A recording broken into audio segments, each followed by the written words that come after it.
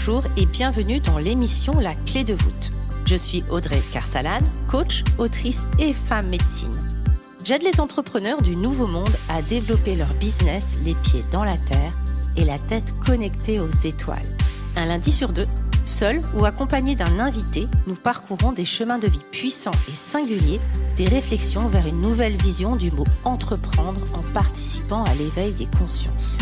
La clé de voûte, le trait d'union entre le monde visible et invisible de l'entrepreneur conscient de ses actions et à l'écoute de son intuition.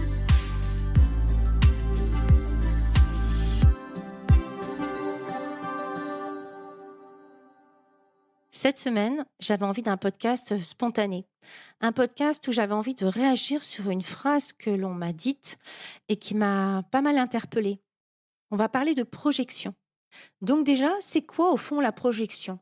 On peut faire un parallèle finalement lorsqu'on vient projeter un film, qu'on est en cinéma, et que finalement on vient regarder une histoire.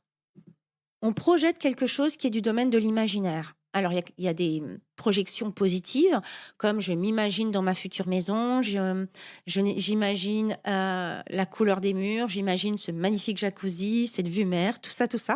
Et je vais également projeter de la même façon, potentiellement, sur des personnes qui m'inspirent ou sur une relation amoureuse. Je vais projeter mes attentes, mes besoins sur cette personne sans regarder potentiellement qui elle est vraiment ou sans voir tous les versants que compose sa personnalité.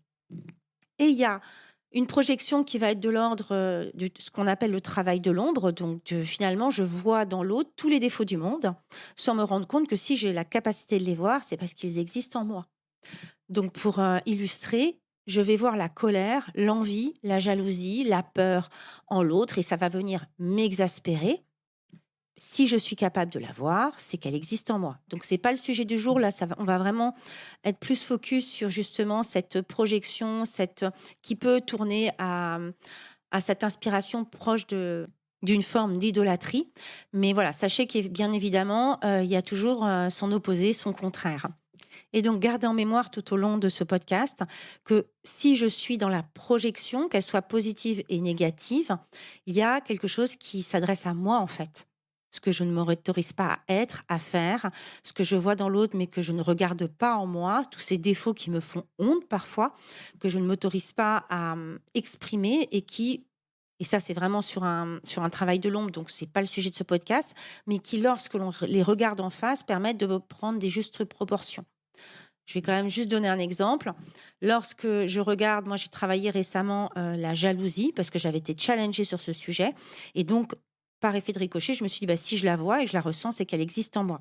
Donc, ça a été quelque chose qui n'a pas été simple parce que c'est un sentiment qui vraiment m'agace au plus profond. Et je me suis rendu compte que, bien évidemment, ça m'arrivait d'être jalouse. Jalouse pour des détails insignifiants, jalouse pour des projections que je peux avoir sur les autres. Et en revenant à moi, cette notion de « ok, je peux être jalouse, si je lui trouve une juste place, elle peut se transformer en… Elle est juste là pour montrer finalement des choses dont j'ai envie et que je ne m'autorise peut-être pas à exprimer. » Donc voilà, gardez en mémoire, avant que ce podcast débute vraiment, qu'elle soit positive ou négative, cette projection, ça part toujours de nous et ça parle de nous. Maintenant, je reviens à cette fameuse phrase qui m'a inspiré ce podcast. Et pour commencer, je vais tout simplement vous raconter l'histoire. J'ai rencontré une personne qui m'avait découverte grâce à ce podcast. Donc, il est vrai que lorsque j'enregistre un podcast, ma voix est beaucoup plus posée.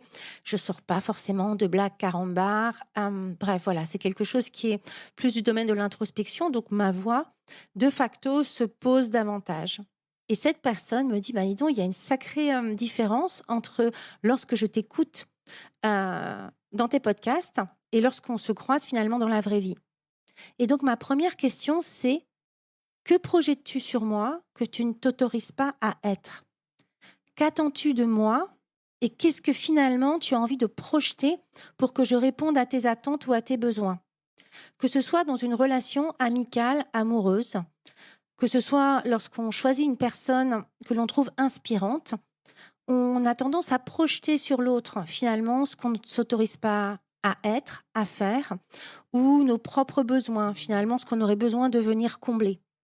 En relation amoureuse, on a une checklist de choses qu'on aimerait que l'autre nous apporte, de la tendresse, de la joie, du fun dans notre vie, sans prendre l'entière responsabilité de nous-mêmes s'apporter de l'amour, de nous-mêmes s'apporter du fun. Donc voilà, on va parfois chercher chez les autres ce que l'on ne s'autorise pas à être, à faire ou à acter seul. Et donc cette phrase, elle m'a fait sacrément réfléchir. Je me suis dit pourtant, pour avoir beaucoup travaillé sur moi, je ne dis pas que je suis à 100%, mais on va dire au moins à 95%. Mes paroles, mes pensées sont en accord avec mes actions. J'incarne qui je suis et je marche ma parole.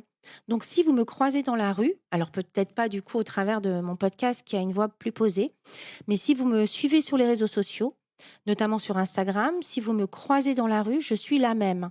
Alors bien entendu, il y a une zone qui s'appelle la zone de vie privée que j'étale pas du tout sur les réseaux parce que c'est ma vie privée et que je suis un peu protectrice sur ce niveau et que c'est vraiment un choix. Pour autant, vraiment, je trouvais ça intéressant. Finalement, ça m'a fait une belle introduction et un podcast finalement assez chouette sur qu'est-ce qu'on projette et pourquoi on projette sur l'autre. Donc, je vais prendre le premier exemple, c'est je choisis quelqu'un que je suis sur les réseaux, via son podcast, sa chaîne YouTube, parce que je la trouve inspirante.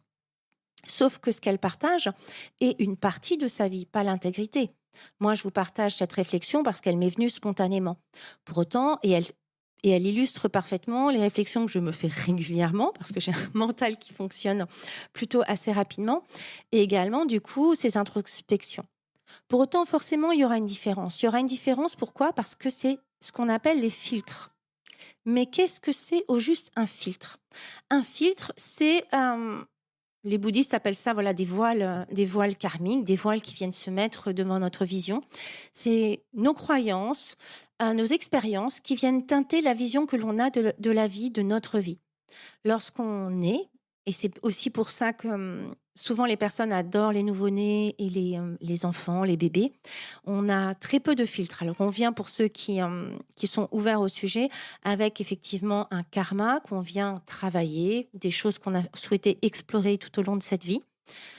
Néanmoins, on vient avec peu ou pas de filtres. Et c'est en ça qu'il y a une belle magie, c'est que l'enfant, il a cette capacité d'émerveillement, un papillon, une fleur, tout est merveilleux, tout est à découvrir. Il n'a pas non plus la notion du temps. Pour lui, il n'y a que l'instant présent. Et puis au fur et à mesure, en fonction de nos éducateurs, en fonction de nous-mêmes, ce que l'on a traversé, il y a des filtres qui passent dans l'inconscient et qui deviennent notre façon de voir la vie. Parce que j'ai eu beaucoup de peine de cœur et je sais pas, j'ai été trompée. J'ai cette crainte de tomber amoureux, amoureuse. J'ai cette vision que les hommes, les femmes ne sont pas fiables. Et c'est toutes ces visions, toutes ces croyances, finalement, ça s'aligne dans notre vie. Et lorsqu'on rencontre quelqu'un sur les réseaux sociaux, lorsqu'on voit quelqu'un dans la rue et qu'on le trouve joli, qui nous inspire, on vient finalement projeter quelque chose. Parce que cette personne, elle a peut-être les mêmes souffrances, parce qu'elle a cette même façon de penser, parce que lorsque je l'écoute, elle m'embarque quelque part. Finalement, je commence à parfois créer une histoire autour de cette personne. Je m'imagine comment elle est, comment elle vit, peut-être totalement d'une façon inconsciente, mais en tout cas, je projette quelque chose. Et c'est là que vient un peu le tricky thing. C'est que tout d'un coup, cette personne, on la met potentiellement sur un piédestal en imaginant que c'est parfait. Vous savez, c'est comme ces relations amoureuses où lorsque les personnes se séparent, on tombe un peu sur les fesses. Tant d'extérieur, ils semblaient parfaits et nous n'étions bien entendu pas dans leur intimité. Et lorsqu'on projette, on prend un risque et un sacré risque d'être déçu. Parce que cette personne, même si elle incarne nos valeurs, même si effectivement ce qu'elle partage nous parle et nous inspire, elle sera forcément différente de nous. Parce que chaque vie est singulière. Et puis, il y a également aussi ces personnes qui portent des masques, le masque social, c'est-à-dire qu'il y a une sacrée différence entre qui elles sont dans leur milieu professionnel, dans l'extérieur et qui elles sont à l'intérieur. Donc, ça, effectivement, c'est une possibilité de personnes qui peuvent nous tromper finalement sur ce qu'elles sont profondément.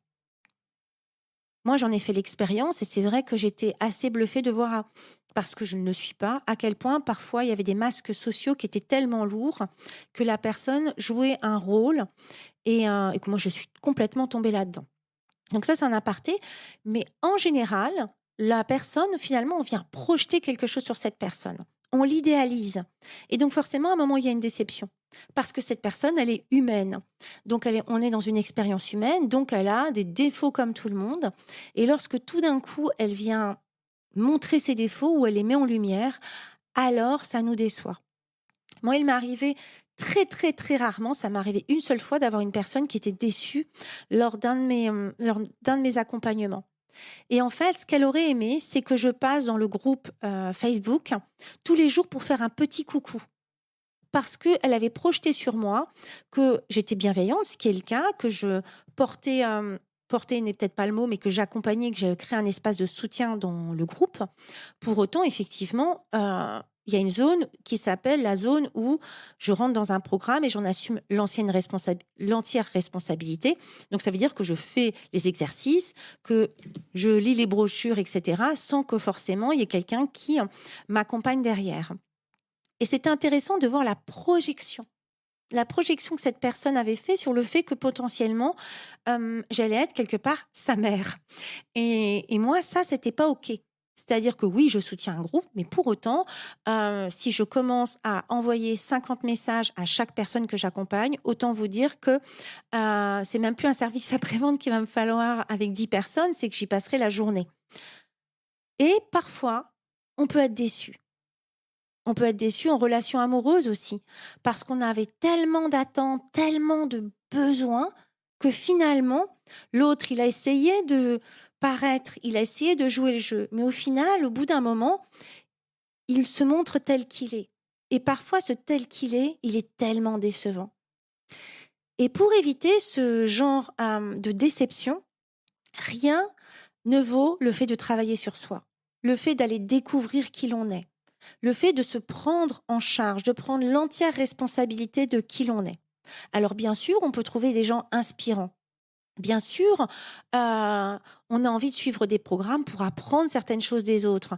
Et ça, c'est quelque chose que moi j'adore parce que je trouve que les gens ont des choses à transmettre que je ne connais pas et qu'elles gagnent de temps lorsque je vais dans leur formation parce que eux, ça fait des années qu'ils travaillent sur le sujet, donc ils vont me transmettre tout leur savoir et je vais gagner un temps fou. Pour autant, encore une fois, le travail interne de qui je suis, c'est moi qui le fais. Je prends l'entière responsabilité de qui je suis. Et donc, lorsque je prends l'entière responsabilité, je prends l'entière responsabilité d'avoir aussi un moment projeté sur l'autre. L'autre m'a déçu, mais parce que j'ai peut-être aussi projeté des choses sur l'autre. Et lorsque je commence à prendre la responsabilité de qui je suis, lorsque je me reconnecte à mes valeurs, ce que j'incarne, et lorsque je ne m'assois pas dessus, c'est-à-dire que j'arrête de faire des compromis qui finalement me détournent de qui je suis et de ce que j'ai envie d'incarner, alors je peux seule marcher ma parole. Et lorsque des personnes viennent sur mon chemin, je peux les recevoir avec justesse. Et je peux même aussi arrêter de les juger. C'est un précepte bouddhiste que j'adore, qui est finalement que chaque personne est sur le chemin. Et que parfois, d'extérieur, ça peut sembler lourd. On peut avoir cette attitude de dire, bah dis donc, franchement, c'est lourd ce qui se passe pour lui, sans connaître l'origine, d'où il vient et tout le chemin qu'il a parcouru. Et ça peut être une belle notion de compassion. Et lorsque je me rends compte que je projette sur l'autre, que j'ai des attentes par rapport à lui, l'idée, c'est de revenir à soi. Qu'est-ce que je ne nourris pas en moi? Quelle partie de moi je ne prends pas soin? Qu'est-ce que j'ai besoin de nourrir en moi? La confiance, l'inspiration, l'amour de moi. On est souvent sur l'amour de soi, la reconnaissance de soi, l'autorisation à être soi.